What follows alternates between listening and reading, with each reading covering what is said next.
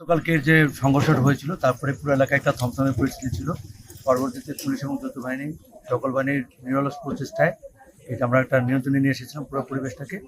তো সকাল থেকেই পুলিশ সেখানে মোতায়েন আছে, দুপুর বাহিনী আপনারা দেখতেই পাচ্ছেন।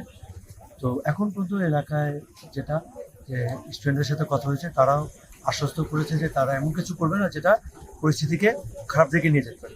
এবং অ্যাট দ্য সেম টাইম আমার আশেপাশে যারা আছে স্থানীয় তাদের সাথে আমরা কথা বলেছি, তারা এমন কিছু করবে না যেটা ছাত্রদের প্রতি উস্কান হিসেবে যায়।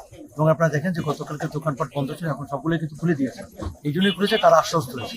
তো আমরা ছাত্ররা আমাদের দাবি জানিয়েছে যে এই রাস্তাটাতে যেন তাদেরকে নিরাপত্তাটা দেওয়া হয়। তো আমাদের পুলিশের গাড়ি যাচ্ছে, টহল দিচ্ছে এবং আমরা চেষ্টা করতেছি সার্বিক পরিস্থিতিকে নিয়ন্ত্রণে আনার জন্য। তো সকাল থেকে এখন পর্যন্ত আমি বলবো আলহামদুলিল্লাহ পরিবেশ এবং পরিস্থিতি বেশ শান্ত আছে।